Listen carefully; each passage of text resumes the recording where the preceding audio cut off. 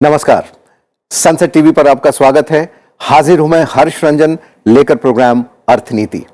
अर्थनीति business और economy से जुड़ा वो कार्यक्रम है जिसमें हम बेहद सरल आम जनता की भाषा में समझने समझाने की कोशिश करते हैं कि दुनिया और भारत के आर्थिक मंच पर क्या कुछ चल रहा है, कौन सी नीतियां बन रही हैं और क्या है इन नीतियों के नफे और नुकसान।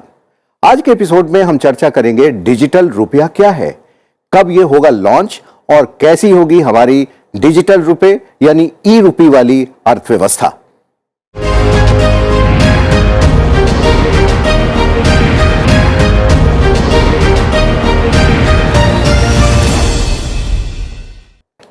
चलिए शुरुआत करते हैं एक छोटी सी कहानी से। मेरे हाथ में ये करेंसी नोट है और ये एक लंबी यात्रा के बाद हमारे पास पहुंचा है। करेंसी नोटों की यात्रा की स्थिति की एक कल्पना कीजिए।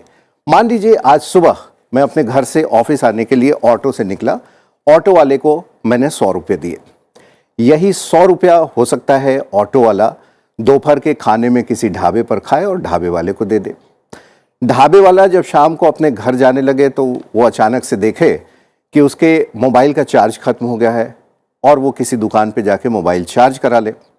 मोबाइल चार्ज करने वाले के पास यही 100 रुपया दे और फिर मोबाइल चार्ज करने वाला रात को अपने घर जाते समय किसी दूध अंडे की दुकान से अंडा उठाए, दूध ले और उसे यही 100 रुपया दे दे। मैं सुबह फिर निकलूं और दूध अंडा खरीदूं और 500 रुपये का नोट दूं और बदले में जो हमें पैसे मिले हो सकता है कि यही 100 रुपये का नोट मुझे फिर वो वापस कर दे। यानी एक नोट लंबे सफ़र के बाद हमारे पास वापस आ गया। लेकिन हमने देखा कि जिस हालत में मैंने ये नोट निकाला था, ये नोट उस हालत में हमारे पास पहुंचा नहीं। किसी ने इसको वॉलेट में रखा, किसी ने कहीं रखा, किसी ने किसी तरीके से मोड़ के रखा। तो ये हमारे हाइजीन के लिए भी एक बार ठीक नहीं होता और कई बार ये डैमेज हो जाता है। फिर इसे छापने और मैनेज करने की रिजर्व बैंक की जिम्मेदारी होती है और शायद हज़ारों करोड़ रुपए खर्च करने पड़ते हैं। मगर अब आने वाले समय में इस परेशानी से मुक्ति मिल जाएगी क्योंकि आरबीआई जल्दी ही डिजिटल रुपया जारी करने जा रहा है। इसी पर चर्चा करने के लिए हमारे साथ दो खास मेहमान आज हैं। एस सुधाकरन साहब हैं, आप क्यू गेट्स टेक्नोलॉजी के सीईओ हैं, आपका बहुत बहुत स्वागत है। और हमारे साथ हैं अरुणा शर्मा, आप रिजर्व बैंक की डिजिटाइजेशन कमेटी की सदस्य हैं, आपका अनेक अनेक स्वागत अर्थनीति कार्यक्रम में। अरुणा जी, पहला सवाल मैं आपसे ही करूंगा, ये डिजिटल रुपया क्या है? आसान भाषा में अगर मैं कहूँ तो आप पेमेंट आज जो करते हो डिजिटल कर रहे हो, चाहे पेटीएम से करते हो चाहे किसी से करते हो, परंतु जो रुपया आपका बैंक में है वो एक फिजिकल करेंसी है। जैसा कि आपने दिखाया 100 रुपये का नोट दिखाया, तो एक अर्थव्यवस्था को रखने के लिए आरबीआई पैसा जारी करता है बाजार में। वो जो पैसा जारी करता है वो उतना प्रिंट करके जारी करता है। अब उसमें बदलाव आएगा कि वो प्रिंट करके जारी करने की जगह वो डिजिटल रुपया जारी करेगा। और प्रिंट करके जारी करने में आपका प्रिंटिंग का खर्चा है और रुपए को आपके बैंक तक ले जाने के लिए सिक्योरिटी का खर्चा है, लॉजिस्टिक का खर्चा है। वो सारे खर्चे कम हो जाएंगे और एक डिजिटल रुपया आएगा। उससे फ़ायदा ये रहेगा कि आपकी जो करेंसी प्रिंटिंग है वो धीरे धीरे कम होती जाएगी। शून्य तो नहीं होगी परंतु कम होती जाएगी और छोटे डिनोमिनेशन के नोट्स ही छापने की शायद ज़रूरत पड़े, 200 के, 50 के, 100 के, और बाकी बड़ा 500 या 2000 के नोट की आवश्यकता नहीं रहेगी। तो वो एक बहुत बड़ा बदलाव आपके इसमें आ जाएगा कि आरबीआई जो करेंसी जारी करती है एक अर्थव्यवस्था को रखने के लिए वो डिजिटल फॉर्म में आ जाएगी।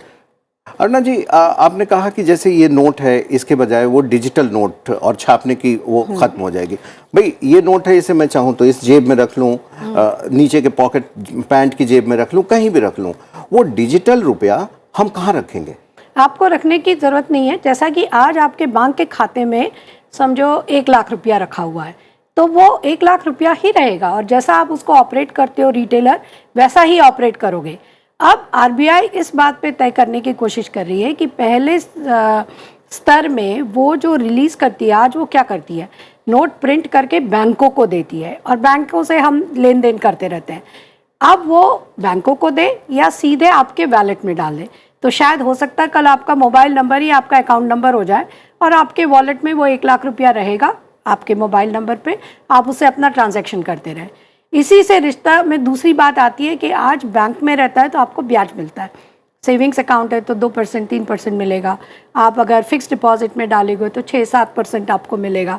तो इसमें वो इसको देगा कि नहीं देगा, इस पर भी अभी आरबीआई का निर्णय होना है, क्योंकि अभी इसके लिए कॉन्सेप्ट नोट जारी हुआ है जिस पे चर्चा चल रही है। लेकिन आपने कहा वॉलेट में हम रख सकते हैं, तो डिजिटल वॉलेट जो है यानी कि कोई ऐप की तरह की चीज होगी जिसको हमें डाउनलोड करना होगा और हमारे मोबाइल पे वो आ जाएगा। आज आप कर ही रहे हो, आज जितना भी आप पेमेंट्स कर रहे हो आप अलग अलग वॉलेट से कर रहे हो। देखिए इसके 3 अलग अलग हिस्से हैं। एक है payment system. Payment system already बाजार में आ चुका है, हमारा डिजिटल पेमेंट बिल्कुल ज्योमेट्रिक प्रोपोर्शन में बढ़ता जा रहा है। आज हम रुपए का लेन देन 10% करते हैं पूरे जो स्टैटिस्टिक्स आए उसमें, बाकी आप निफ्ट से करते हो, आरटीजीएस से करते हो, बड़ी राशि, छोटी राशि जो है वो आप यूपीआई मोड से पेमेंट से करते हो, तो वो करीब 10-15% आपकी जाती है। 10% है जो आप कैश हैंडल करते हो, बट वो भी कैश पुराना पैच से देखो तो आज 29 लाख करोड़ मार्केट में घूम रहा है कैश, प्रिंटेड नोट। जी जी। तो ये जो वॉलेट्स हैं उसी सिस्टम पे पिगी राइड करेगा, उसको नया डिस्कवर करने की जरूरत नहीं है। सिर्फ इसका जो बैकएंड है उसमें बदली आएगा कि वो आपका खाता में आज जो पैसा रखा रहता है और प्रिंट होके आरबीआई जारी करके आपके खाते में वो पैसे रहते हैं, वो प्रिंट ना होके वो डिजिटल ट्रांसफर हो जाएगा, क्विक हो जाएगा। और उससे जो आपके क्रॉस बॉर्डर ट्रांसफर्स है या जो कॉस्ट ऑफ ट्रांसफर है आपका, जो आपको 1% या 0.3% वो कम होगा, वो नहीं के बराबर होगा, नहीं के बराबर होगा। हम सुधाकरन जी के पास चलेंगे और सुधाकरन जी ने काफ़ी कुछ डिजिटल मुद्रा पे लिखा है, काम किया है, इसे समझने समझाने की कोशिश की है। सुधाकरन जी आप ये बताएं कि मैम ने कहा कि 29 लाख करोड़ रुपए ये फिजिकल करेंसी लगभग मार्केट में है, तो ये जो डिजिटल ई रुपी जारी करेगा रिजर्व बैंक, ये इसके एडिशन में होगा या इतना ही होगा, कैसे होगा ये? देखिए ये जो करेंसी है अगर हमने ज़्यादा जारी कर दिया तो वो रुपए के वैल्यू को अंडरमाइन कर देगा, मतलब वो कम ज़्यादा कर देगा। हमारी इसको समझने के लिए हमें ये समझना पड़ेगा कि रुपए का वैल्यू जो होता है, जब हम 100 रुपये कहते हैं वो क्या मायने रखता है, उसको हम कैसे तय करते हैं कि 100 रुपये का वैल्यू क्या है। अब हमने उसके ऊपर जारी कर दिया तो मतलब ज़्यादा करेंसी आ जाएगी मार्केट में, मतलब हमारा जो डिमांड जो है वो उसके मुताबिक नहीं है, तो रुपए का जो से डॉलर के मुकाबले जो वैल्यू है वो घटेगा। तो इसलिए ये होगा कि आरबीआई जब ये जारी करेगा तो वो कुछ पैसों को वापस ले लेगा, ताकि वो जो अमाउंट जो मार्केट में जो उन्होंने तय कर रखा है उसको उनको स्टेबल बना के रखना है। ये तभी बढ़ेगा जब आपकी ग्रॉस डोमेस्टिक प्रोडक्ट जो है, जीडीपी जो है, वो इफेक्टिवली वो आगे बढ़ेगा, तब जाके हमारी इसमें वॉल्यूम्स आगे बढ़ेंगे। इसमें हमें 2 और चीज़ें समझना है। देखिए कोई भी रुपए जो है उसके जो कुछ मूल्य बेसिक प्रिंसिपल्स होते हैं, मतलब एक होता है कि जब वो आरबीआई एश्योर करता है कि मैं इस जो भी इसका बेरर है इसको अगर 100 रुपीज़ 10 रुपीज़ इसका वैल्यू मैं एश्योर करता हूँ, वो एक फिजिकल करेंसी एश्योर करता है। वो सेम डिजिटल करेंसी अनलाइक ए क्रिप्टो करेंसी में क्या होता है कि उसके इंट्रिंसिक वैल्यू 0 होता है। वो मार्केट में किसी ने 1000 खरीद लिया और किसी ने डिसाइड कर लिया कि एक बिटकॉइन आज $50,000 है तो $50,000 पे पहुंच गया, लेकिन उसका बेसिस क्या है वो किसी को नहीं पता, क्योंकि उसमें वो क्या करते हैं कि मार्केट में जो कॉइन की अवेलेबिलिटी उसको कम कर देते हैं, उसके वजह से उसका वैल्यू ऊपर जाता है। लेकिन हमारी जो डिजिटल रुपए होगी जो आरबीआई जारी करेगा वो हमारे रुपए की जो एक्चुअल कीमत है उसी पे जारी करेगा, मतलब हमारा पैसा डूबने का खतरा नहीं है, पहली चीज। दूसरा, फिजिकल करेंसी में प्रॉब्लम क्या है कि काउंटरफीट करेंसी, अगर मान लीजिए आपने किसी से काउंटरफीट करेंसी ले ली, नकली नोट जिसको कहते हैं, वो ले लिया तो एक्चुअली उसका जो मूल्य है वो ना के बराबर है, लेकिन यहां पे काउंटरफीट हो ही नहीं सकता क्योंकि ये टेक्नोलॉजी इतना मजबूत है अंडरग्राउंड में, वो काउंटरफीट आप कर ही नहीं सकते हो। तो आपके जो पैसे हैं आपको डरने की ही जरूरत नहीं है।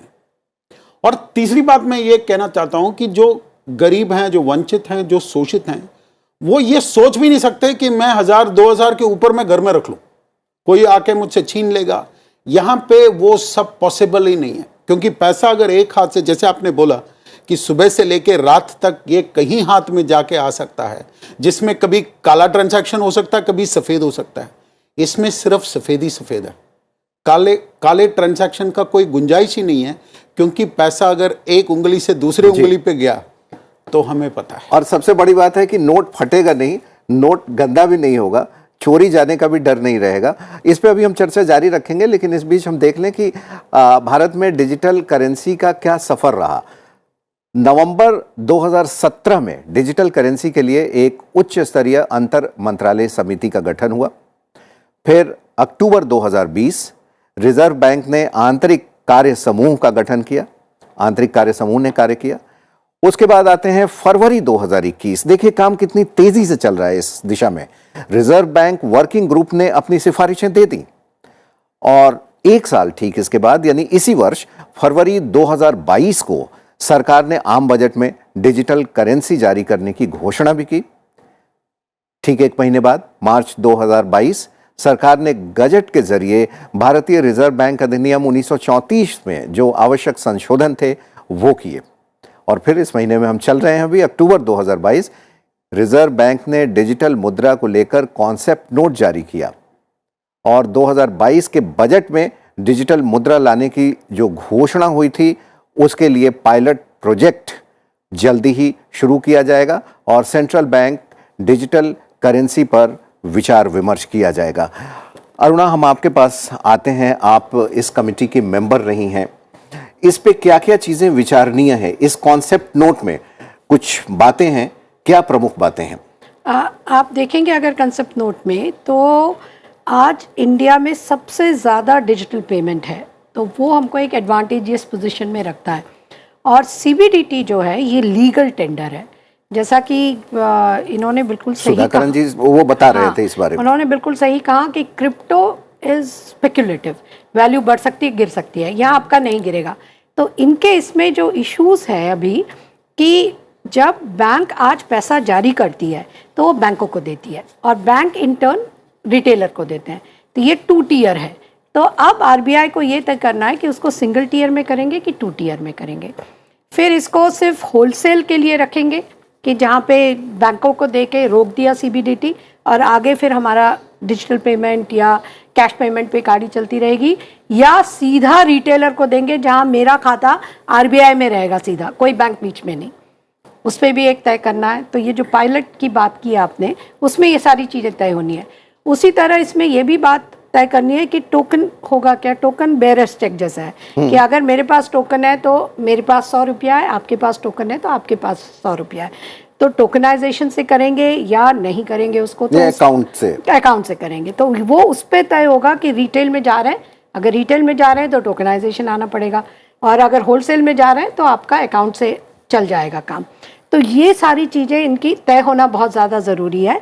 और सबसे महत्वपूर्ण है कि प्रिवेसी, क्योंकि जैसा कि सुधाकरण जी ने बिल्कुल सही कहा कि यहाँ एवरी ट्रांजैक्शन ब्लॉकचेन में रिकॉर्डेड है, तो उस पर एक प्रिवेसी रखना बहुत ज़रूरी है, जिसके लिए एनोनिमिटी की बात की गई है कि हम किस हद तक उसमें इंट्रूड करेंगे ट्रेल पे, या वो ट्रेल बना रहेगा लेकिन इट विल बी मास्क्ड, मतलब दिखेगा नहीं किसी को, क्योंकि वो भी बहुत ज़्यादा ज़रूरी है। आप अपने पैसे का कैसे इस्तेमाल कर रहे हो, वो इस्तेमाल करना में किस हद तक सरकार को इंटरफियर करना चाहिए या नहीं करना चाहिए। अगर आपका पैसा सफ़ेद है और आपके लीगल ट्रांजैक्शंस हैं तो कोई आवश्यकता नहीं है उसकी, तो इसलिए एनोनिमिटी की भी बात की गई। जी जी जी, देखते हैं क्या है central bank digital currency concept note में।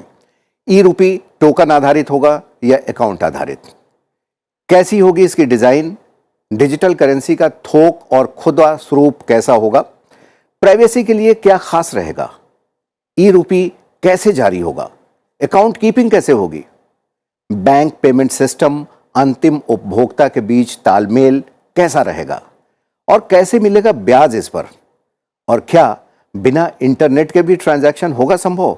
इन सब बातों पर कॉन्सेप्ट नोट में चर्चा की गुंजाइश रखी गई है। सुधाकरण जी, अगर इंटरनेट नहीं है, भाई लाइट नहीं है, तो भी अंधेरे में हम टॉर्च की रोशनी से, मोमबत्ती से, जो जेब में हमारे पैसे पड़े हैं वो हम निकाल के आपको दे सकते हैं, कोई सामान खरीद सकते हैं। लेकिन अगर इंटरनेट ना हो तो हम डिजिटल रुपी को कैसे आपको देंगे? ये पॉसिबल है, क्योंकि आज के डेट में अगर आप देखेंगे, मैं आपका ध्यान थोड़ा 10 साल पीछे लेके जाऊंगा, जब पार्लियामेंट में एक वरिष्ठ मंत्री ने जब देश में प्रधानमंत्री ने डिजिटाइजेशन की बात की तो मजाक उड़ाया गया था। उनको ये बोला गया था कि कैसे पॉसिबल है, पॉइंट ऑफ POS चाहिए, इतना डिजिटल इंफ्रास्ट्रक्चर चाहिए, रेडी वाला 2 रुपये 50 पैसे चार्ज करेगा, आप कैसे इसको पे करोगे? और आज के डेट में कागज़ के पन्ने पे होता है ये। कागज़ के पन्ने पे अगर आपने एक QR कोड स्कैन कर लिया, आजकल भिखारी भी QR कोड लेके घूमते हैं। मतलब मैं अभी किसी ने मांगा था मुझसे, मैंने कहा भैया मेरे पास चेंज नहीं है, मैं बोला सर QR कोड दे देता हूँ मैं। नहीं, मैं झूठ नहीं बोल रहा हूँ। मतलब बेंगलोर में मतलब आई वॉज अमेज्ड कि कनेक्टेड है, मतलब उनको भी जीने का हक है। मतलब ये है कि उन्होंने वो जरिया चूज किया, वो हमें चेंज करना पड़ेगा और ये इकोनॉमी उसी तरफ अग्रसर है। बट बात इस पे आने के लिए ये पॉसिबल है। अब कैसे पॉसिबल है मैं उस पर आऊँगा, उससे पहले मैं आपके रिटेल वर्सेस होलसेल वाली बात पे आता हूँ। ये डिस्कशन ये ऐसा है कि वो पॉसिबल नहीं है, it has to go retail. And why I believe as a technology person कि ये ऐसा ही होना चाहिए। क्योंकि देखिए, ये पैसा तभी जारी हो सकता है जब आप फिजिकल कैश को विड्रॉ कर सकते हो। ये नहीं हो सकता ये भी है ये भी है, क्योंकि उससे क्या होगा कि आप उतना क्वांटिटी पैसा बढ़ा दोगे मार्केट पे, जिस पे इन्फ्लेशनरी प्रेशर पड़ेगा। मतलब वो कोई भी इकोनॉमिस्ट अलाउ नहीं करेगा, क्योंकि आपके पॉलिसी के खिलाफ होगा। डिजिटल मुद्रा का विश्व में क्या स्वरूप है? 10 हम बड़ी बातें देखते हैं कि क्या है ये। इस वक्त तक आप देखें कि 10 देश जो हैं वो डिजिटल मुद्रा लॉन्च कर चुके हैं। बहामास ने 2020 में सबसे पहले डिजिटल मुद्रा को लॉन्च किया। चीन और दक्षिण कोरिया भी अब लॉन्च करने वाले हैं डिजिटल मुद्रा, और डिजिटल मुद्रा लॉन्च करने की तैयारी में है 14 देश। 60 से अधिक देश डिजिटल मुद्रा में अपनी दिलचस्पी दिखा चुके हैं। डिजिटल मुद्रा ई-रूपी को, जैसा हमने चर्चा किया, मोबाइल फ़ोन में रखा जा सकता है, इसको आप अपने ई-वॉलेट में भी रख सकते हैं। और ई-रूपी का मतलब डिजिटल ट्रांजैक्शन बिल्कुल भी नहीं है, क्योंकि अभी हम जो डिजिटल ट्रांजैक्शन करते हैं वो फिजिकल करेंसी नोट के लिए ही करते हैं। और डिजिटल अर्थव्यवस्था को ई-रूपी से मजबूती मिलेगी। डिजिटल इंडिया का सपना साकार करने की दिशा में ये अहम कदम होगा।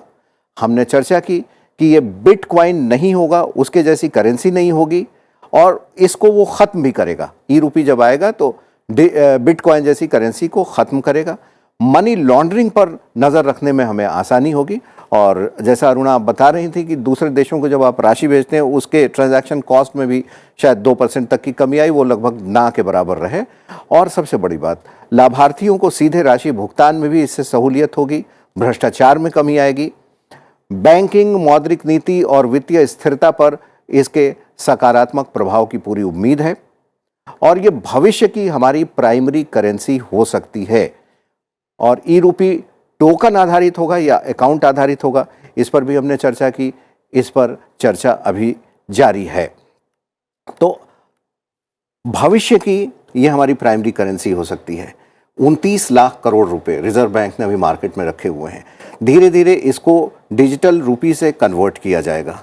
कितना प्रतिशत आप मानती हैं कि ये काम हो तो हम प्राइमरी करेंसी की ओर बढ़ सकते हैं? 50 से 60% तो आपको करना ही पड़ेगा अगर आपको जाना है। और मैं पूरी तरह सहमत हूँ कि इसको पायलट स्टडी में आयन आउट करके, जैसे सुधाकरण जी ने कहा, इसको बिल्कुल फाइन ट्यून और परफेक्ट करना पड़ेगा। आप हाफ बेक नहीं जा सकते हो। हम लोगों ने ई मैंडेट और टोकनाइजेशन में जो की दिक्कतें आ रही हैं हम देख रहे हैं, और इसमें हम बिल्कुल अफोर्ड नहीं कर सकते हैं। तो इसलिए आरबीआई का ये निर्णय बिल्कुल सही है कि हम पहले इसको पायलट करेंगे, और पायलट में हर चीज़ आयरन आउट हो जाएगी, हर दिक्कतें समझ में आ जाएगी, तब वो लॉन्च की तरफ जाएंगे। तो ये बहुत ज़्यादा ज़रूरी है। तो अगर आप इस नज़रिए से उसको देखें तो 60% तक धीरे धीरे धीरे, मतलब आगे से भविष्य में जितना प्रिंटिंग होना है पैसा, वो प्रतिशत कम होता जाएगा और हम उस लेवल पे पहुंच जाएंगे। और इससे आपका ब्लैक मनी गायब हो जाएगा, कंप्लीट ट्रेल आ जाएगा और आपका पूरा जो मॉनेटरी और फिस्कल पॉलिसी जो नेक्स्ट स्टेप है वो कंट्रोलिंग के लिए रेगुलेटर को बहुत आसानी रहेगी। अच्छा, आपको एक आइडिया दें हमारे दर्शकों को कि रिजर्व बैंक जो मैनेज करता है रुपए को बैंकों के बीच में, आम नागरिकों के बीच में, और जो छापता है, इसका कॉस्ट कितना आता है? इसका कॉस्ट करीब 5,000 करोड़ रुपया आता है। अगर आप देखो छापना और लॉजिस्टिक्स से उसको लेके जाना, क्योंकि आपने हिंदी पिक्चरों में देखा होगा जहाँ वो पैसे की वैन किसी ने लूट ली, तो आपको साथ में बहुत बड़ी सिक्योरिटी देनी पड़ती है। जब बैंक से छाप खाने से जितने हमारे पैसे कॉइन्स और रुपए के छाप खाने हैं, वहाँ से हर बैंक में पैसा पहुँचता है और हर बैंक से हर ब्रांच में पैसा पहुँचता है। तो ये सारा जो सिस्टम है, ये सारा बहुत बड़ा खर्चा आता है। वो खर्चे की बचत होगी जो ट्रांजैक्शन में आपको सुविधा मिलेगी। आपके डिजिटल पेमेंट में आप देखो पहले 3% आपको वो पॉस मशीन पे लगता था, जिसको हम MTR कहते हैं, तो वो अब आपका वहाँ शून्य हो गया। कस्टमर को कुछ नहीं लग रहा, उसको ऑफसेट करेगा, ये जो सेविंग्स आएगा उससे वो ऑफसेट हो सकता है। तो आपके जो पेमेंट सिस्टम्स हैं, आपके जो बैंकिंग सिस्टम है, इससे फ़र्क पड़ेगा। और मेरे जहन में अरुणा अभी ये एक सवाल आ रहा था कि जैसे जब कहीं छापेमारी होती है, काला धन निकलता है सोफे के अंदर, बेड के अंदर, उसको गिनने में भी एक आध हफ्ते लग जाते हैं। तो अगर ये ई-रूपी पे वैसी चीजें होंगी तो उसको काउंट करना भी हमारे एजेंसी वालों के लिए आसान होगा। नहीं है ना, आपका पूरा ट्रैक रहेगा। जैसे सुधाकरण जी कह रहे थे कि आपके पास कितना पैसा है, वो 1 सेकेंड में IT एक्सपर्ट्स निकाल के आपको दे देंगे कि इतना पैसा है, उसके ऊपर आपके पास हो ही नहीं सकता। और 40% करेंसी रहेगी छोटे नोटों में। तो छोटे नोट में कितना, इस तरह काले धन वाले कितना रखेंगे, कहाँ रखेंगे? तो वो एक बहुत बड़ा ब्रेक थ्रू है। पर जैसे आप कुछ देशों के नाम बता रहे थे, अभी CBDC कहीं भी बहुत सक्सेसफुल नहीं है। बाहामास भी जो कर रहा है वो मतलब पब्लिक ब्लॉकचेन पे जा रहा है, जो क्रिप्टो का ब्लॉकचेन है, और क्रिप्टो स्पेकुलेटिव वो अपनी रास्ता पकड़ाएगा, वो अपना चलता जाएगा। बिल्कुल, आप चुनौतियों पे बात कर रही हैं। हम देखते हैं अपने एक ग्राफिक प्लेट के जरिए कि इससे जुड़ी चुनौतियां क्या हैं। एक तो सबसे बड़ी साइबर सिक्योरिटी की चुनौती हो सकती है। ग्राहकों के बीच में शुरुआती दौर में इसकी स्वीकार्यता कितनी होगी, कैसे आप एक्सेप्ट करेंगे, उसकी चुनौती है। फिर इसके लिए जो इंफ्रास्ट्रक्चर विकास की आवश्यकता होगी, कितनी जल्दी हम उस इंफ्रास्ट्रक्चर को विकास कर लेते हैं। और अभी भी भारत में जो एक डिजिटल डिवाइड है उसको पाटना कितना चुनौतीपूर्ण होगा, ये अगर हम देखें तो ये 4 बड़ी चुनौतियां हैं। सुधाकरण जी, इन चुनौतियों को देखते हुए आपने कहीं लिखा है कि $5 ट्रिलियन की इकोनॉमी को हासिल करने में ये डिजिटल रुपया सहायक होगा। ब्रीफ में बताएं कैसे, क्योंकि वक्त कम है। क्योंकि हम ऑलरेडी 2.5 ट्रिलियन के आसपास ऑलरेडी हमारी इकोनॉमी है और हमारी ग्रोथ रेट पैकती 12%, अभी 8 होगी, लेकिन बीच में एवरेज अगर आप मतलब मोटा मोटा मान लें कि 10% है, तो अगले 3 साल में आप अगर देखेंगे तो 30% वहीं पे ग्रोथ का गुंजाइश है। इसके ऊपर अगर हम देखें तो 80 से 90% हमारी जो इकोनॉमी है, जो अर्थव्यवस्था है, वो इनफॉर्मल सेक्टर है। मतलब उसमें जो पैसा आज के डेट में आता है वो कैश से ट्रांजैक्शन होता है, जिसमें कोई टैक्स नहीं देता, और क्या ट्रांजैक्शन हो रहा है किसी को नहीं पता। इन बड़े बड़े व्यापारी जो BMW मर्सिडीज में घूमते हैं, 10 बिजनेस हैं और 10 उन्होंने छोटे लघु उद्योग लगा रखे हैं ताकि वो टैक्स के नेट से बाहर रहे। ऊपर से एक मेजर एग्रीकल्चर के नाम पे एक ऐसा इकोनॉमी है जो टैक्सेबल है, लेकिन लोगों को इमोशन को एक्सप्लॉइट करते हुए उसको भी बाहर रखा हुआ है। अब ये जब हमें ये पता चलेगा कि जब ये एक लेबर दिहाड़ी वाला भी डिजिटल रुपए लेगा और वो उसका भी ट्रेल हमारे पास आएगा, तो सरकार को टैक्स नेट को वाइड करने में बहुत आसानी होगी। जिसका सीधा सीधा मतलब है, आपको जिस दिन आपने लॉन्च किया, अगर ये सक्सेसफुली पैन इंडिया अडॉप्ट हो गया, और अगर मैंने उसके इंप्लीमेंटेशन के कुछ पॉइंट्स भी लिखे हैं, जिसमें अगर सरकारी वेजेस तो दिया जा रहा है, जो मनरेगा में जो दिया जा रहा है, और सरकार ने अगर जैसे जनधन अकाउंट खोले थे वैसे ही अगर डिजिटल वॉलेट सबके लिए अगर खोल दें तो इसका इंसेंटिवाइज कर दें, और अगर जो कॉन्ट्रैक्टर जो पैसा दे रहा है उसको बोल दे कि हम 5 से 8% तक आपको हम ये दे देंगे, तो वो भी उनको वो पैसा दे देंगे। तो 30 या 40% की आपकी इकोनॉमिक की जो स्पाइक है जो बढ़- इनफॉर्मल को फॉर्मल करने की, हाँ, वहीं आपको मिल जाता इनफॉर्मल है। सेक्टर तो वाले 70 को हो भी गए। फॉर्मल में आना पड़ेगा और कुल मिला के हमारी इकोनॉमी के लिए ये एक बड़ा बूस्ट साबित होगा। हमारे पास वक्त कम है, लेकिन हम एक देखेंगे कि भारत में आखिर देखिए पेमेंट सिस्टम की जो विकास यात्रा रही है वो कैसे रही है। आप देखें वो साल 1990 में हमने ईसीएस शुरू किया, उसके बाद 14 साल बाद 2004 में आरटीजीएस भुगतान का पेमेंट शुरू हुआ, एक साल बाद ही एनईएफटी यानी 2005 में एनईएफटी आया, आईएमपीएस 2010 में हुआ, फिर सारे चेक्स जो सिस्टम थे उस पर सीटीएस 2011 में आया, 2012 में एनएसीएच और 2016 में जब हम 4G पे पहुंच गए थे तो यूपीआई सिस्टम आया। और इस तरह से 2022 में अब हम चर्चा कर रहे हैं डिजिटल करेंसी ई रूपी की। और ई रूपी देश की अर्थव्यवस्था को ही न सिर्फ आगे ले जाएगा बल्कि ये ज़्यादा से ज़्यादा लोगों को समावेशित करेगा अपने आप में। और वक्त कम है, इस वजह से हमारा एक इस अर्थनीति कार्यक्रम का एक सेगमेंट होता है पैसा बोलता है, लेकिन आज तो बात ही रुपए पर हुई, इसीलिए इस सेगमेंट में हम आज बात करेंगे रुपए पैसे पर बने मुहावरों और लोकोक्तियों की कि किस तरह रुपया हमारे जीवन में इतना समाया हुआ है। इसकी जरा बानगी देखिए इन मुहावरों में।